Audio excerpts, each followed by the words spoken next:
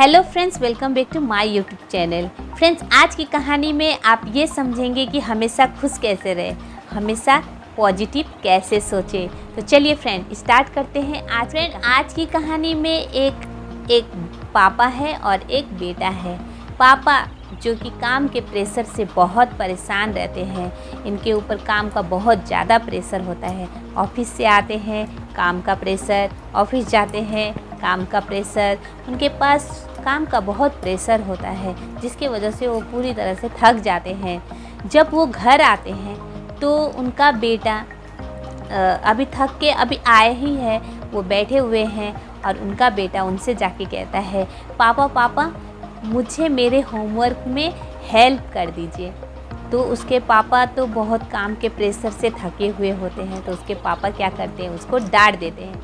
कहते हैं कि अभी मैं कुछ नहीं कहूँगा, तुम जाओ यहाँ से। उसको अच्छा से डांट देते हैं। डांट देने की वजह से बच्चा जो है उदास होकर अपने रूम में चला जाता है।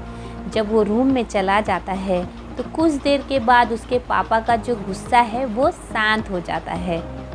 तो वो सोचने लगता है कि आखिर में मेरे बेटे ने मुझसे होमवर्क के लिए ऐसी क्या मदद मांगी थी। चलो चलते हैं उसके कमरे में और देखते हैं, थोड़ा मदद कर ही देते हैं। तो वो उसके कमरे में जाता है।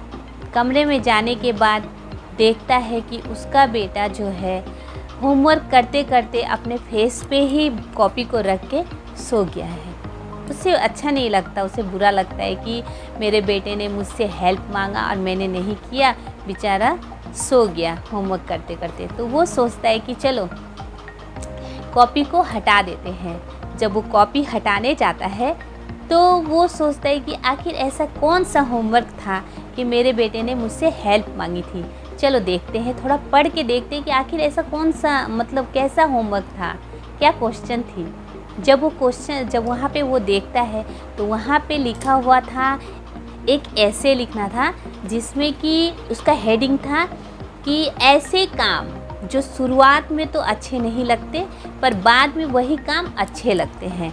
ये उसका हेडिंग था और इसी हेडिंग पे जो है ऐसे लिखना था।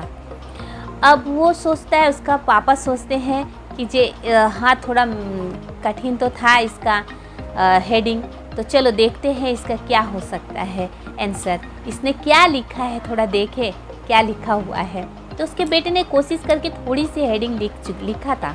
तो उसके पापा ने कहा कि चलो पढ़ लेते हैं। तो जब वो पढ़ना स्टार्ट करता है, नंबर 1 में वो हेडिंग लिखा रहता है, थैंक यू सो मच भगवान फाइनल एग्ज़ाम के लिए, जो कि शुरुआत में तो अच्छे नहीं लगते हैं पर उसी फाइनल एग्ज़ाम के बाद समर वेकेशन बहुत अच्छा लगता है। दूसरा हेडिंग था, थैंक यू सो मच भगवान उन कड़वी दवाइयों के लिए जो शुरुआत में तो बिल्कुल भी अच्छी नहीं लगती पर बाद में उसी कड़वे दवा की वजह से हम ठीक हो जाते हैं और हमें अच्छा लगता है। थर्ड नंबर में वो लिखा था, थैंक यू सो मच भगवान उन अलार्म क्लॉक के लिए जो हमें सुबह सुबह जगाती है। शुरू में तो अच्छा नहीं लगता है लेकिन जब हम उठ जाते हैं तो हमें पता चलता है कि हम जिंदा है। इसीलिए वो इन तीनों बातों को थैंक यू कहता है। और फोर्थ में वो लिखा होता है, थैंक यू सो मच भगवान, आपने मुझे, भगवान को भी उसने थैंक यू कहा है कि आपने मुझे इतने अच्छे पापा दिए हैं कि शुरू में तो पापा गुस्सा करते हैं, मना करते हैं पर फाइनली वो मुझे खिलौने दिलाते हैं, घुमाने ले जाते हैं, जिससे मैं खुश हो जाता हूँ। ये काम भी था जो कि शुरू में तो अच्छा नहीं लगता है बट बाद में तो अच्छा लगता है। इतना लिख के वो बच्चा जो है सो चुका था। अब उसके पापा जो है उनकी आंखें खुल जाती है और वो बड़बड़ाने लगते हैं।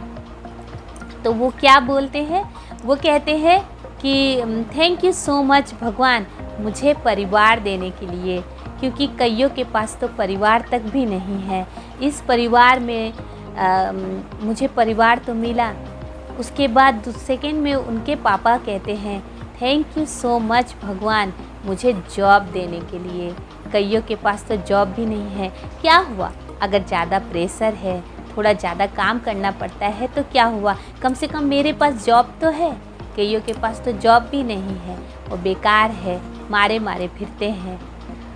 तो कम से कम मेरे पास जॉब तो है, मेरे पास काम का प्रेशर तो है, इसी में मुझे खुश होना चाहिए। थैंक यू सो मच भगवान मुझे ज़िंदगी देने के लिए, कि आपने मुझे ज़िंदगी दिया, मैं जी रहा हूँ और अपने परिवार के साथ जी रहा हूँ, अच्छा खासा जॉब है मेरे पास। इन सब बातों को वो मन ही मन भगवान को थैंक यू कहता है और उसकी आंखें खुल जाती है। वो सोचने लगता है कि आज बेटे ने मेरी आंखें खोल दी, इतने दिन से मैं परेशान था, तो आज मेरा दिल जो है वो हल्का हो गया है। और कुछ भी बुरा नहीं होता है, जो भी होता है अच्छे के लिए होता है। फ्रेंड्स, ये एक छोटी सी कहानी है, बट आपकी ज़िंदगी में ये बहुत कुछ बदल सकता है। अगर आप थिंक पॉजिटिव, हमेशा पॉजिटिव सोचोगे, तो आपकी ज़िंदगी में कभी भी आप उदास नहीं होंगे। आपके पास में कम से कम सोचने के लिए कुछ तो है, कईयों के पास तो कुछ भी नहीं है। आप सोच सकते हैं, समझ सकते हैं। कई इंसान तो रास्ते में मारे मारे फिरते हैं, जो पागल हो चुके हैं, अपने परिवार से बिछड़ चुके हैं।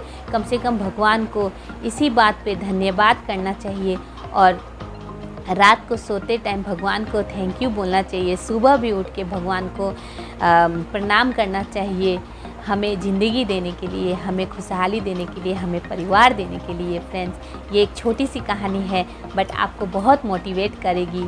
फ्रेंड्स, अगर आपको मेरा वीडियो अच्छा लगता है और आप मेरे चैनल पे नए हैं तो सब्सक्राइब कर लीजिए, लाइक दीजिए और हाँ, बेल आइकन को ज़रूर प्रेस कीजिए, ताकि जो दूसरे वीडियो में जब मैं कुछ कहानी सुनाऊँ या कोई भी बात में चर्चा करूँ या कुछ भी समझाओ कि कुछ भी सिखाओ, तो आप मेरे साथ हो।